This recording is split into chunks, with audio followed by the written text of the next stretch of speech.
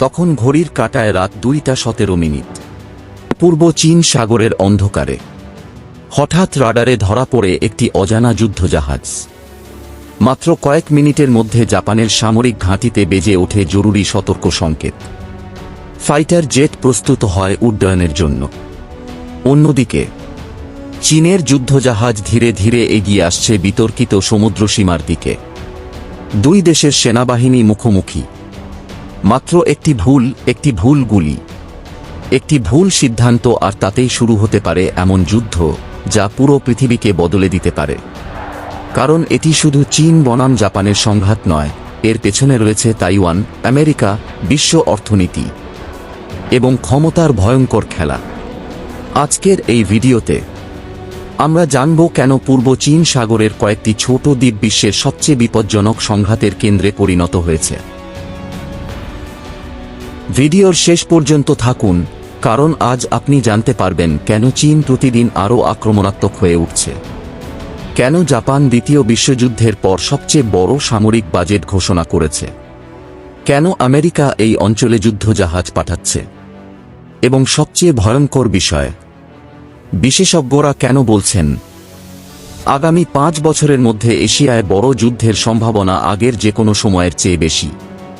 ভিডিওর শেষ দিকে আমরা দেখাবো যুদ্ধ শুরু হলে প্রথম 72 ঘণ্টায় কি হতে পারে এবং কেন পুরো বিশ্ব অর্থনীতি কয়েকদিনের মধ্যেই ধসে পড়তে পারে। পূর্ব চীন সাগরের মাঝখানে রয়েছে কয়েকটি ছোট দ্বীপ। জাপান এগুলোকে বলে সেনকাকু আইল্যান্ডস, চীন বলে ডিওই আইল্যান্ডস। দেখতে সাধারণ পাথুরে দ্বীপ, কোনো বড় শহর নেই, স্থায়ী জনসংখ্যাও নেই। তাহলে এত উত্তেজনা কেন? কারণ এই দ্বীপগুলোর চারপাশে রয়েছে বিশাল মাছের ভাণ্ডার, গুরুত্বপূর্ণ সামুদ্রিক বাণিজ্য পথ এবং সম্ভাব্য তেল ও গ্যাস রিজার্ভ। বিশ্বের প্রায় 1/3 বাণিজ্য এই সমুদ্র পথ দিয়ে যায়। অর্থাৎ এই অঞ্চল নিয়ন্ত্রণ মানে বিশ্ব অর্থনীতির একটি গুরুত্বপূর্ণ অংশের ওপর প্রভাব। চীন ও জাপানের শত্রুতা নতুন নয়। 1931 সালে জাপান চীনের মাঞ্চুরিয়া দখল করে। তারপর শুরু হয় ভয়ঙ্কর যুদ্ধ। চীনের শহরগুলোতে চলে গণহত্যা, বিশেষ করে ন্যানজিং ম্যাসাক্রে আজও চীনের মানুষের মনে গভীর ক্ষত হয়ে আছে। লক্ষাধিক মানুষ নিহত হয়। চীনের দৃষ্টিতে জাপান ছিল নির্মম দখলদার। অন্যদিকে জাপান মনে করে বর্তমান চীন সেই পুরনো ইতিহাস ব্যবহার করে জাতীয়তাবাদ বাড়াচ্ছে। অতীতের সেই ঘৃণা আজও দুই দেশের রাজনীতিতে গভীর প্রভাব ফেলে। গত 20 বছরে চীন বদলে গেছে। একসময় যে দেশ শুধু অর্থনীতির জন্য পরিচিত ছিল, আজ তারা বিশ্বের অন্যতম শক্তিশালী সামরিক শক্তি। চীনের নৌবাহিনী এখন পৃথিবীর সবচেয়ে বড় নৌবাহিনীগুলোর একটি। তারা তৈরি করছে আধুনিক বিমানবাহী রণতরী, hypersonic missile, stealth fighter jet এবং ভয়ঙ্কর সাইবার ইউনিট। চীনের লক্ষ্য পরিষ্কার, এশিয়ায় আমেরিকার প্রভাব কমানো এবং নিজেদের আধিপত্য প্রতিষ্ঠা করা। দ্বিতীয় বিশ্বযুদ্ধের পর জাপান শান্তিবাদী নীতি গ্রহণ করেছিল, কিন্তু এখন পরিস্থিতি বদলাচ্ছে। চীনের সামরিক শক্তি বাড়ার পর জাপানও বিশাল সামরিক বাজেট ঘোষণা করেছে। তারা কিনছে দূরপাল্লার মিসাইল, নতুন যুদ্ধবিমান, সাবমেরিন, ক্ষেপণাস্ত্র প্রতিরক্ষা ব্যবস্থা।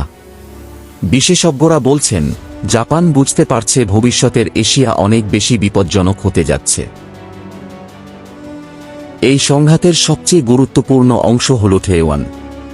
চীন তাইওয়ানকে নিজেদের অংশ মনে করে, কিন্তু তাইওয়ান নিজেকে স্বাধীন রাষ্ট্র হিসেবে পরিচালনা করে। জাপান ও আমেরিকা তাইওয়ানের নিরাপত্তাকে অত্যন্ত গুরুত্বপূর্ণ মনে করে। কারণ যদি চীন তাইওয়ান দখল করে তাহলে পুরো এশিয়ার শক্তির ভারসাম্য বদলে যাবে। এখানেই পরিস্থিতি বিশ্বযুদ্ধের ঝুঁকিতে পৌঁছে যায়। কারণ জাপান একা নয়, জাপানের সঙ্গে রয়েছে যুক্তরাষ্ট্রের নিরাপত্তা চুক্তি।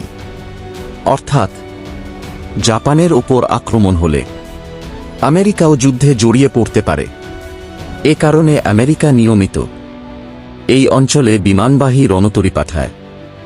বিশ্লেষকরা মনে করেন যুদ্ধ শুরু হলে প্রথম কয়েক ঘন্টার মধ্যেই শুরু হবে সাইবার হামলা। টার্গেট হতে পারে ব্যাংক, স্যাটেলাইট, ইন্টারনেট, বিদ্যুৎ ব্যবস্থা। এরপর শুরু হবে সমুদ্র অবরোধ। চীন চেষ্টা করবে জাপানের জ্বালানি ও বাণিজ্য পথ বন্ধ করতে। অন্যদিকে আমেরিকা ও জাপান চীনের নৌবাহিনীকে আটকে দেওয়ার চেষ্টা করবে।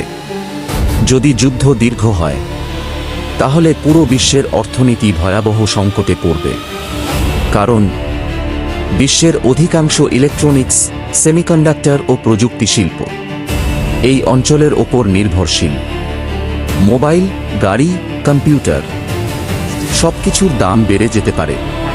কিন্তু সবচেয়ে বড় প্রশ্ন হল, সাধারণ মানুষ কি যুদ্ধ চায়? চীনের মানুষ চায় নিরাপত্তা, জাপানের মানুষ চায় শান্তি। কিন্তু রাজনীতি ও ক্ষমতার খেলা তাদের ধীরে ধীরে ঠেলে দিচ্ছে সংঘাতের দিকে। পূর্ব চীন সাগরের ছোট কয়েকটি দ্বীপ আজ হয়ে উঠেছে বিশ্বের সবচেয়ে বিপজ্জনক ভূরাজনৈতিক আগুন। প্রতিদিন বাড়ছে যুদ্ধজাহাজ, বাড়ছে সামরিক মহড়া, বাড়ছে অবিশ্বাস। আর পুরো বিশ্ব অপেক্ষা করছে, এটি কি শুধুই শক্তির প্রদর্শন নাকি ভবিষ্যতের বিশ্বযুদ্ধের ট্রেলার? আপনার কি মনে হয়, চীন ও জাপানের মধ্যে সত্যিই কি যুদ্ধ হবে? কমেন্টে আপনার মতামত জানান। আর এমন গভীর আন্তর্জাতিক ডকুমেন্টারি দেখতে চ্যানেলটি সাবস্ক্রাইব করতে ভুলবেন না।